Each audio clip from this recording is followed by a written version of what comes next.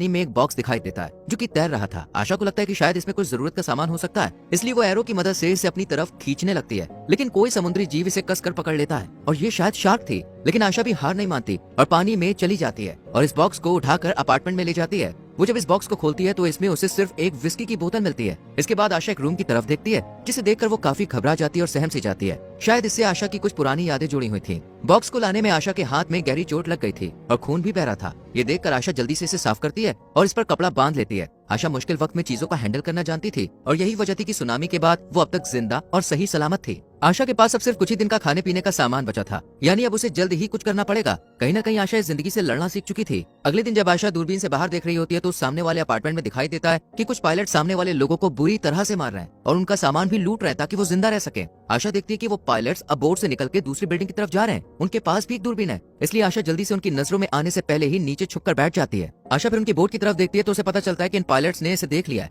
इसलिए वो अब इस बिल्डिंग की तरफ आ रहा है। ये देखकर आशा जल्दी से अपार्टमेंट के अंदर आती है और अपने सारे कपड़े छुपा देती है और साथ ही सारा सामान फैलाकर अंदर एक सीक्रेट वार्डरोब में जाकर छुप जाती है। इतने में ही ये लोग अपार्टमेंट में आ जाते हैं। इनमें से एक शख्स को पूरी तरह से यकीन था कि उसने इस घर में किसी को तो देखा है, इसलिए ये लोग हर तरफ तलाशी लेते हैं और सारा सामान फेंक देते हैं, लेकिन इन्हें कुछ भी नजर नहीं आता। इनकी हलचल से आशा बहुत डर जाती है क्योंकि वो जानती थी कि अगर उनके सामने आ गई तो वो उसे जान से मार देंगे। इसलिए आशा अंदर ही अंदर रोती रहती है। काफी देर इधर उधर देखने के बाद जब इन्हें कुछ नजर नहीं आता तो ये लोग यहाँ से चले जाते हैं और तभी हम देखते हैं कि आशा अपने पास्ट को याद करती है जहाँ वो अपनी छोटी बहन के साथ थी और एक अच्छा टाइम स्पेंड कर रही थी। इसके बाद कहानी प्रेजेंट में घूमती है जहाँ आशा इन लुटेरों के चले जाने के बाद बाहर आती है और देखती है कि वो अब यहाँ से चले गए। लेकिन अब आशा और ज्यादा बचकर रहने की सोचती है। आशा काफी सालों से अकेली रह रही थी, ना तो वो किसी से अपनी बातें शेयर कर सकती थी और ना ही उस पर क्या बीत रही है इसके बारे में बता सकती थी। ऐसे मुश्किल वक्त में किसी की भी हिम्मत टूट सकती थी, लेकिन आशा ने अपने आप को संभाले रखा और वो अपने पास्ट के सहारे ही जिंदगी में आगे बढ़ रही थी। आशा टेरेस पर अपने लिए कॉफी बनाती है और एक गहरी सोच में डूबी रहती है। शायद इसे फिर से उनके आने का डर सता रहा था। आशा दूरबीन से पानी में नजर रखती है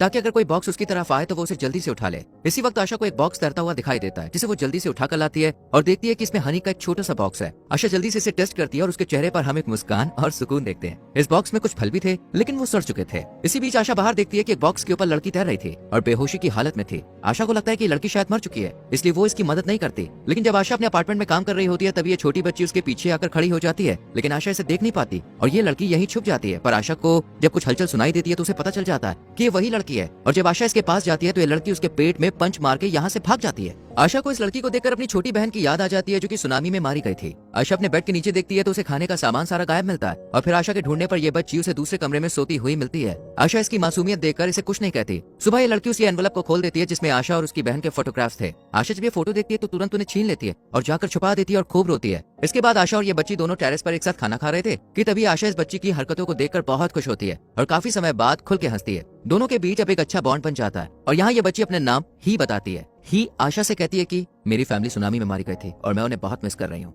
आशा के साथ भी ऐसा ही हुआ था। इस पर आशा कहती है कि एक दिन हम दोनों यहाँ से निकल जाएंगे और मैं जल्द ही एक बोट तैयार करूंगी। अगली सुबह जब दोनों टेरेस पे होते हैं तो ही दरवाजे का टेप निकाल देती है। अब क्योंकि दरवाजा ऑटोमेटिक था इसलिए वो बंद हो जाता है। दरवाजे को लॉक देखकर आशा काफी घबरा जाती है क्योंकि उसे लग रहा था कि अब ये कभी भी नहीं खुलेगा और वो यहीं पर मारे जाएंगे। लेकिन तभी ही आगे आती है और एक तार की मदद से इस दरवाजे को खोल देती है। ये देखकर आशा काफी खुश होती है। आशा ही को समझाते हुए कहती है आगे से तुम किसी भी चीज को हाथ मत लगाना और ना ही शोर मचाना, क्योंकि यहाँ पर अगर पायलट्स आ गए और हमें देख लिया तो वो हमें मार देंगे। इसी दिन आशा को कुछ पायलट्स नजर आते हैं जो कि बोट पर सवार थे। आशा जल्दी से अंदर जाकर ही को चुप रहने के लिए कहती है और कुछ देर बाद ये खतरा भी टल जाता है। इसके बाद आशा ही को निकालती है, उसे साफ सुथरा करती है। इसी बीच ही आशा से सवाल करती है कि अगर किसी दिन पायलट्स ने हमें यहाँ पे देख लिया तो फिर हम क्या करेंगे। आशा कहती है ऐसा कुछ नहीं होगा, मैं छुपने की जगह जानती हूँ। इस पर ही कहती है कि मैं यहाँ ज्यादा नहीं रुकूंगी और चाहो तो तुम भी मेरे साथ चलना। लेकिन आशा ये कह के मना कर देती है कि ये मेरा घर है, इसके अलावा हमारे पास कोई दूसरा ठिकाना नहीं है और बाहर जिंदा रहने का भी कोई जरिया मौजूद नहीं है। सब तबाह और बर्बाद हो चुका है। आशा नोटिस करती है कि उसके गले का नेकलेस गायब है। आशा जानती थी कि वो नेकलेस ही नहीं लिया है। इस पर आशा उससे नेकलेस वापस देने के लिए कहती है और काफी गुस्सा भी करती है क्योंकि ये उसकी बहन की आखिरी निशानी थी और वो इसे खोना नहीं चाहती थी।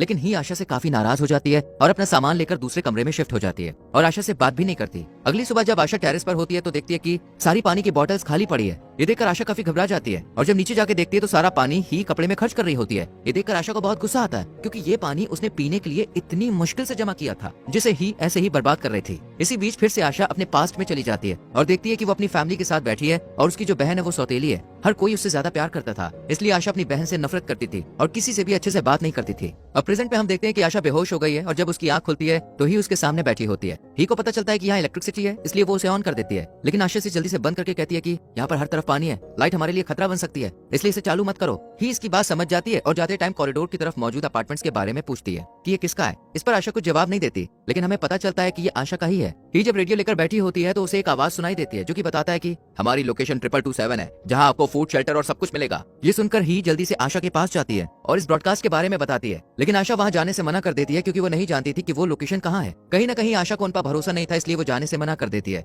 ही यहाँ से चली जाती है और जब आशा इससे बात करने जाती है तो देखती है ही बोतल से एक राफ्ट बना रही थी जिसकी मदद से वो यहाँ से निकल सकती थी, लेकिन आशा से समझाती कि पानी में खतरनाक शार्क है, मौसम बिगड़ा हुआ है, तुम नहीं जा सकती। इस पर ही अपनी प्रोटेक्शन में उसे फ्लेयर गन दिखाती है। ये देखकर आशा घबरा जाती है कि अगर इसने गन चला दी तो आवाज से पायलट इन्हें पकड़ लेंगे, इसलिए आशा उससे माफी मांगती है और कहानी एक बार फिर से पास्ट में घूमती है, जहाँ आशा घर छोड़ के जा रही थी क्योंकि उसे बार में दोस्तों के साथ जाना, ड्रिंक करना ये सब पसंद था, जो कि उसके घर वालों को बिल्कुल भी अच्छा नहीं लगता था। लेकिन उसकी बहन उसे जाने से मना करती है और अब कहानी प्रेजेंट में आ जाती है, जहाँ हम देखते हैं कि आशा ही को नींद से जगाकर टेरेस पे ले जाती है और उसे बारिश से इकट्ठा हुआ ढेर सारा पानी दिखाती है। इसके बाद ये दोनों पानी को गर्म करके डिब्बे में भरने लगते हैं। मौसम काफी अच्छा था, इसलिए आशा ही के लिए गर्म गर्म नूडल्स बनाती है और दोनों मजे से खाती है। आशा ने ही की बात मानकर अब बोट बनानी शुरू कर दी थी। हालांकि आशा इस घर को नहीं छोड़ना चाहती थी, लेकिन वो ही को नाराज नहीं देख सकती थी। जल्द ही आशा एक बोट तैयार कर लेती है जिसे देखकर ही बहुत खुश होती है। इसके बाद ये अपना थोड़ा बहुत सामान इस पर रख देते हैं और जाने का सही मौका देखते हैं। आशा जाने से पहले खाना बनाती है और दोनों खाते हैं क्योंकि बोट पर खाने का कोई इंतजाम नहीं था। अब बस ये निकलने ही वाले थे कि तभी पायलट्स के आने की इन्हें खबर मिलती है और ये अपना सारा सामान फैला देते हैं।